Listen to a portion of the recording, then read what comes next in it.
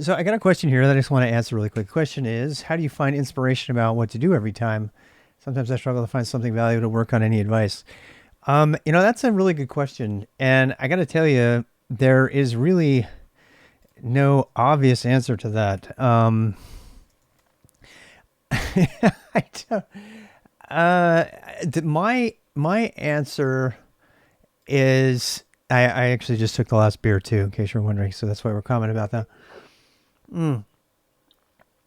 I want to say that the way that I find motivation is just waking up. I have the opposite problem. I have too many things I want to do, and I don't understand the question. I'm not trying to put it down. I don't get it. Sometimes I wonder if it's a generational thing, and I don't think it's simplistic enough as that.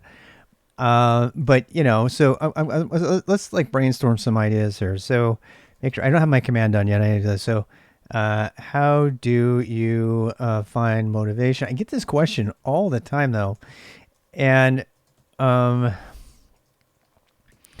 see all that stuff. I need to make a command for. That's what I've been working on. In case you want to watch me make the command, I'm making the head command to do all that. So how do you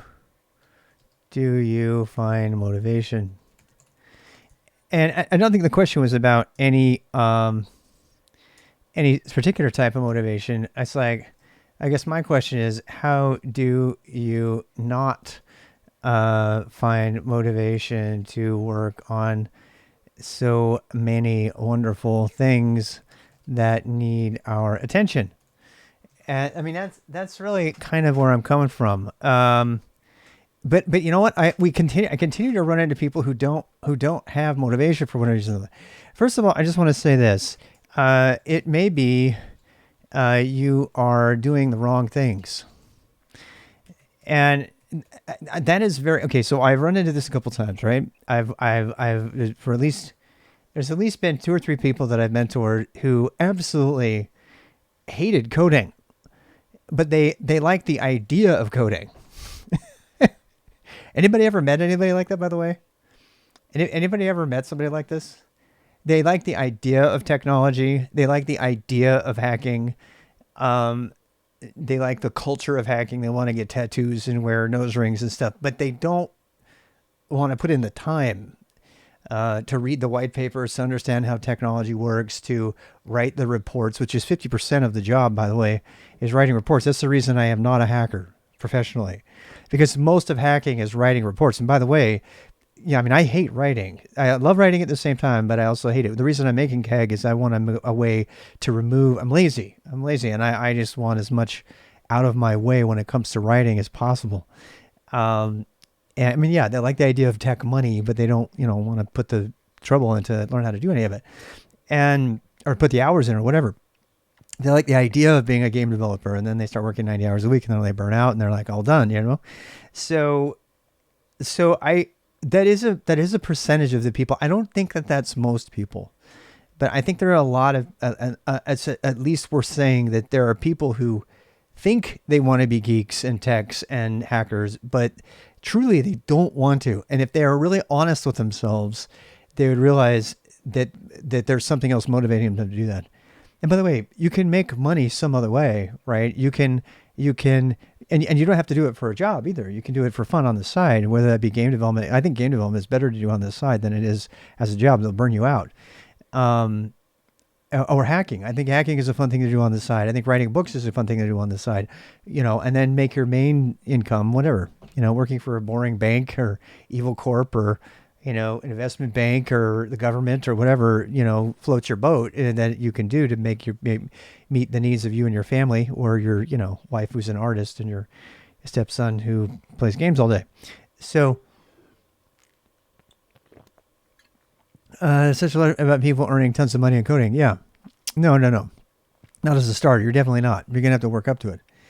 Um, I mean, and then people, I mean, I'm guilty of this too, because I talk a lot about the average salary for Go programmer is about 150K, 120K, 150K.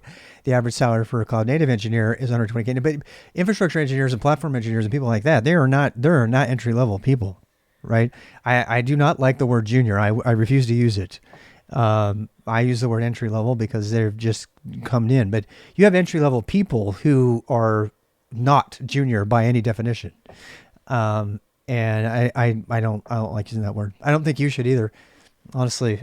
Yeah. So, but how do I find motivation? Here's how I find it. The shortest answer is this. I look around the world and see everything that's wrong. And then I have my mantra. In fact, I created a hashtag for this. Hashtag don't get mad, get busy. DGMGB. So DGMGB, if you see a hashtag on internet, DGMGB, help me with the movement, will you please? Help me with the DGMGB. Don't get mad, get busy. Don't troll. Don't go off. Don't get ready to take people out. Don't, plot your next insurrection. Just get busy, and don't get busy being violent. Get busy fixing shit, making new things. I say, like, so don't get mad, get busy. And this is probably the greatest secret to my motivation. I am an old Gen X guy, right on the tail end of boomerness. I'm like 2 or 3 years shy of boomer. I have seen some wild, evil shit in my day. And to this day, I still see it. Hypocrisy to no end, focus on, rampant unchecked capitalism, just people dying in the streets literally because other people, don't want to lose their stock options. And I mean, every single thing, I have to stop thinking, where's my beer? Okay.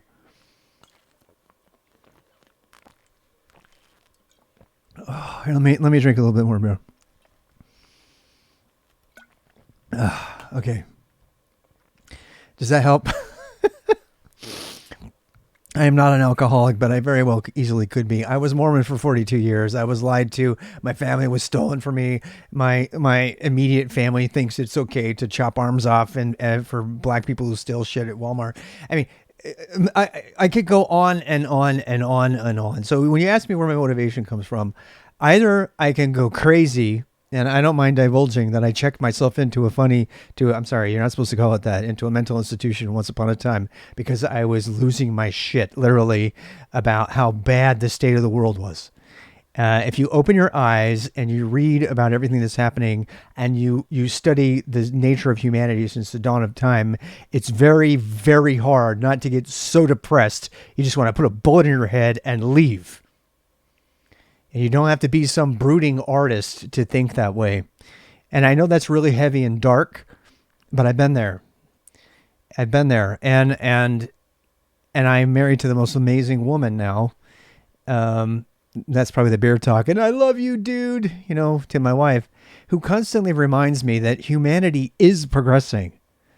That this completely hypocritical woke culture and MAGA culture do not represent humanity. Both of them are fucked up mistakes on the opposite end of extremism, and I don't have to participate. But if you're going to ask me where my motivation comes from, it comes from looking around and seeing how horrible our state of affairs is and how much better it could be. It's you know what I love to do?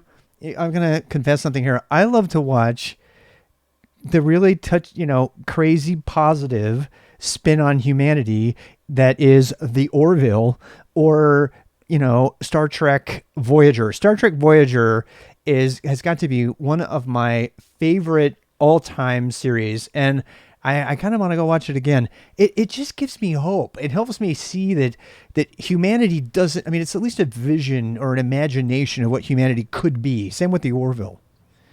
Do I think that in 2023, come on, we live in the fucking future, 2022, 2023, and we are still barely above amoebas in the way that we treat each other. And, and so when I see people, with such simple things like Henry Cavill saying, you know what, I'm not going to play The Witcher because it's not true to the lore. Or I'm not going to play Superman, or I am going to play Superman because guess what? They don't want Broodman anymore. They want to bring positivity and joy back into the Superman character. Small little things like that. Little tiny things. Finding those moments of joy in my stream, by the way. The people in my stream are some of the people who have motivated me more than anybody in the world. because I've been able to meet people. This is not pandering. I mean, I get a little emotional because some of the people that I've met through YouTube and through Twitch, not to mention my job, they gave me this job, and not just streaming.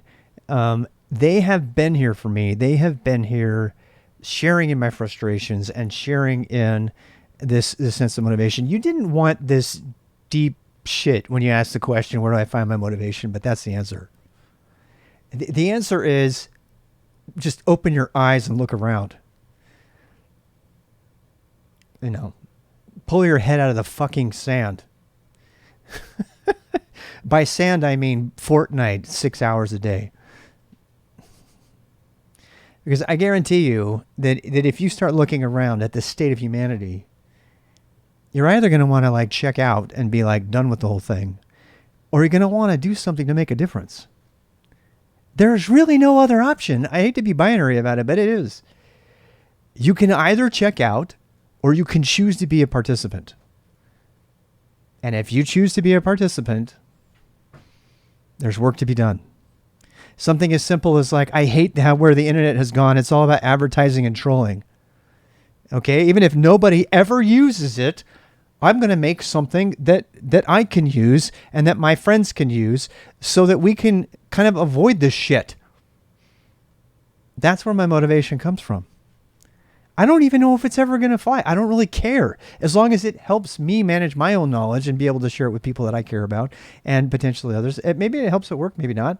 I think a lot of the motivation for the free and open source community is people who want to make the world a better place, like legitimately, not in a Silicon Valley satirical way. They really care. And I imagine Izzy's among them, even though they work at Discord. It's a joke. It's a joke. They've said that many times. That's all I just want to say. So I don't want to be too dark. I don't want to be too negative. But if you're having a hard time finding motivation to do something right now, one, it's chemical. All right. There's a possibility that it's actually chemical. All right. And if it is actually chemical, please get the help that you need. I don't want to downplay that at all. I come from a long line of people with very legitimate mental illness, mental needs, and I've worked with a lot of people to help them, including people on the autistic spectrum and OCD, everything in between. I have genetically, I have a long lineage of people with mental illness, for better or worse. And myself, I mean, I have my own, neuroticisms. I think most of us do. We just have to, it's like you just need to find the person that, we're all crazy. You just have to find them. You have to marry the person who's crazy goes with your crazy. And I found that perfect person. Oh my God, she's so crazy. Crazy hot. I'm pausing to imagine something about the weekend I just spent with her on vacation that I shall not divulge. That involves just how crazy she is. It also reminds me of a Buck Cherry song, which I shall not repeat here. Slightly too crass. Look, people. Life is worth living. It's a good thing. There's lots to do. Do I play video games? Yes, I do. I hide my head in the sand. I watch movies. I read books. I mean, that's what art's about. It's about imagining what could be better. Do I yell at 9-year-olds in Overwatch you don't know how to play who get me killed all the time? Hell yeah. I am an imperfect person, but I'm telling you this. When I lack motivation, it's because the thing I'm doing, I don't think it makes that big of a difference. And Stream took a sharp turn for what? What? It's not this. Welcome to the stream. I noticed that you're relatively new to the community, so and yeah, I'm very inappropriate. I am not suitable for work, but I am who I am, and so there you go. We're gonna be back. I'm gonna go back to coding and shut up here, but I do talk a lot, which gets some people very angry. People will actually go off on me just because I talk and have opinions. Hey man, I think that's what the internet is for, is in expressing those opinions and having a dialogue if you can. You don't have to have a dialogue. You can just share your opinion. I think it's important that we do that. And that's the long and short of it. I really don't have much more to say besides that. if I will say this, if you're having my problem with motivation sometimes, honestly, very honestly, is doing what work requires of me, because I can only indirectly see, and this is very much, as I understand it, it's very much a quality from Zoomers and Millennials. They have a really hard time staying in a job because they don't see how that job changes the world for the better. And so, when's the next Dota stream? I don't know. I understand the international's going on right now. I'm not going to be streaming Dota for a very long time. I got too much shit to do. This is a pattern with me. You'll see this. I get all about, changing the world and doing things that matter and writing books and helping people and working and making money to support my wife and family. And then I'll just check out. I'll check out and I'll play Dota 2 for like 3 weeks straight or something. And I'll just do Overwatch and I'll be obsessed with it. It's a pattern with me that I've recognized. And I think it's important that you figure out what your patterns are so that you can know how to stop them. For example, I know that when I wake up in the morning and I've got that feeling of like, aspiration and motivation, and I just want to do something amazing with the day, that is not the time to, it's the time to act on it and do something very positive.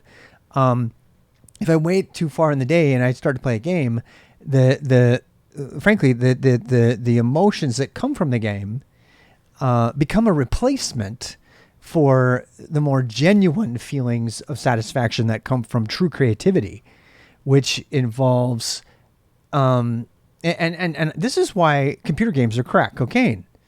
I mean, we all love them. Why do we love them though? And there's actually a Twitch streamer who helps people with gamer addiction who talks about this. We like computer games because they give us the feeling of accomplishment that we're missing in our real lives. And their computer games are designed to take advantage of that. And when you see people rage quit, and when you see those things, it's because they realize in one fashion or another that their ability to succeed at a video game is also not possible. And then they get, I believe the reason that they so massively rage when you have somebody be horrible at a video game is because that their saccharine replacement for true accomplishment is also not something they're good at. And now they have to face the fact that they really suck at everything. And so the amount of rage that comes out of that, not to mention the fact that, people are toxic in video games. I mean, come on, it's video gaming, including me. It becomes this thing. And then they don't have sleep. So next time, the reason that games appeal to us is because of that feeling of success. Now, if you're going to play a video game, and I am the worst at this, I don't do this. Minecraft is one of those really amazing video games because it feeds your creativity. And so you get the dopamine hit from doing something creative. And that dopamine is different than the cortisol that comes from taking out some dweeb and your favorite game that kills another person. This is the reason that I am not particularly a fan of sports. Most competitive sports are not positive. I mean, they promote, individual achievement too often at the expense of their health and cheating. People are, doing steroids and all kinds of shit. I stopped doing triathlon when I was in the Masters competition, and I had done everything. I was totally clean, and I was losing to these 50-year-old dudes who were clearly doping me. And then I found out that Lance Armstrong, my biggest hero, was also doping the whole fucking time. And then I'm like, okay, I'm out of this. I don't want to be a participant in this big show of actual ability. And so, setting this antagonistic thing up where you're acting against somebody else. And believe me, I do this all the time. I am not saying that I don't do this. I don't want to come off as a hypocrite. I mean, I may have been yelling at you in Overwatch just the other day. I may have typed in the chat yawn the other day because it was so easy to destroy you. And then got all kinds of like stuff like you're literally fat and a bunch of other negative things that came out. I mean, come on. Gaming is a horrible thing to do. We all do it. But the reason we do it is because it is fun. It's an escape. I particularly love Overwatch and Dota because I like the visual appeal of the whole thing. I like to be able to check. I mean, the reason we read books and we watch movies is because we want to escape our reality, and ultimately, at the end of it, we want to come out inspired to try something harder or better. And it doesn't always work out that way. I mean, if you're watching Dead Poet Society, by the time you're done with that, you're crying your eyes out and you're looking for an opportunity to save the world. At least I am. But if you're watching, I don't know, Logan actually really inspired me, but it's also very depressing. It's like art is there to help us move forward, and that includes gaming. But if you're too into the games, it's the problem is that the dopamine hit that you get from gaming is totally different, and it's very addictive. And so I sometimes will tell myself, oh, I'm going to play a game or two, and then that'll keep me awake. It'll get my cortisol up. It'll pump up my adrenaline, and I'll be able to write a lot of code after that. No, it never works like that. It just doesn't. For some people, it might be. They can take a break and they can move away from it. But these games are designed to lead one into the other to kind of keep you there. Kind of like, I don't know, the floor of a gambling, casino where you're just designed for you to never know what time of day it is. So you just sit there and gamble all day. So, so my answer is, try to, I guess we could put there, avoid time wasters. Hi. Do you agree with what I'm saying? I agree with what you're saying. That give you a fake dopamine hit. Yeah. So. I agree with your statement. Yeah, we gotta get you on our talk show one of these times, Otto. My stepson's full of wisdom. Yeah. My lot in life is to be plagued with a Buddha that I live with, who can sometimes be annoying, but is usually right. Rob, my problem isn't that I disagree with you fundamentally. I know. It's I have very strong opinions. No, welcome to the club. And when I feel like I'm right, sometimes I'm wrong. Sometimes I feel like I'm wrong. Sometimes almost feels like I'm wrong. Yeah. All the time. Yeah. We won't talk about that. His grandmother, my mother-in-law, she's wonderful and very German and very narcissist. We love you, Rose. All right, so that's all. Find your motivation in your way. Maybe step back from what it is you're doing. Maybe get some sleep. Maybe spend some time doing something for somebody else. Even if you have to force yourself to do that initially. And you know what? It gets, just like games, it's addicting. Eventually you'll pick it up and you'll want to do it, right? And then if you're like me, you might end up getting obsessed with it. And then you dream about it, you sleep about it, you wake up, it's all you want to work on. You have a hard time doing your day job because you're so into what it is that you're working on. So that's a different problem. Obsessive compulsive disorder is probably a different problem. I don't have it, but I definitely do. That's all I have to say about that. Does anybody else have anything interesting to say? You haven't participated in competitive games for years. It just wonders for your mental health. Yeah, I think I took a week-long break from gaming, and it was very, very good for my health. It wasn't just good for my mental health; it was very good for my physical health. After you pass a certain age, I'm going to say about 50, pumping your body full of cortisol is very dangerous. And I think it's something that our generation, Gen X, who invented gaming, right? We were the first generation to actually play games. I played Pong, right, with my dad at the Pizza Hut until we bought our first Pong game. I mean, if you've seen Ready Player One, you know the history of my generation. We're the generation who lined up quarters on the gaming, consoles at the arcades, in the Tron days and all that. And so our generation is the first one to have to actually really deal with motivation issues and had a really amazing way to check out that was not, what the boomers did, which was get fucking high on LSD and every other drug that came along. That was what they did. Well, our generation, we did some of that, but for the most part, our generation has been about checking out with video games. And as we've aged, it's been kind of interesting to watch because guys my age, I mean, when's the last time you've heard of a 54-year-old obsessed with Overwatch or Dota 2 or something? I mean, we live in a totally interesting time.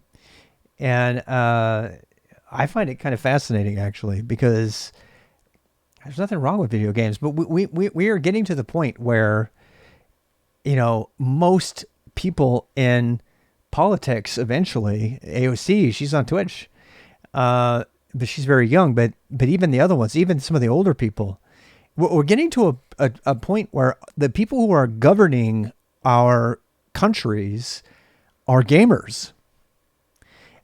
And that's going to be very interesting.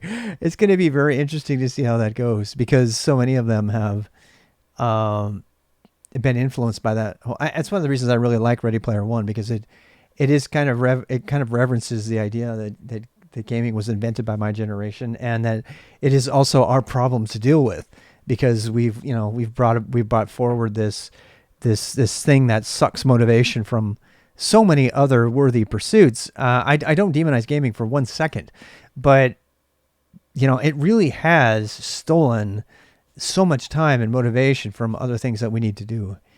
Not to mention dumbed down all of Hollywood, for example. I've been watching Robot Head, and the amount of creativity that exists in Hollywood could fit in a thumbtack compared to the 70s. I mean, it's absolutely ridiculous.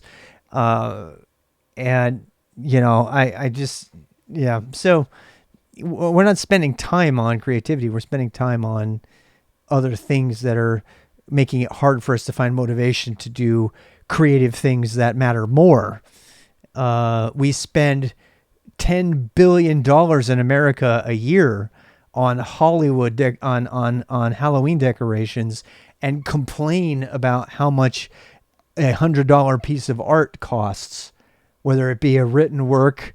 The novels that we like are absolutely mundane. The amount of creativity and artistry in our world has overall kind of diminished, because the movement has gone towards things that make money, and those things are not always the best things.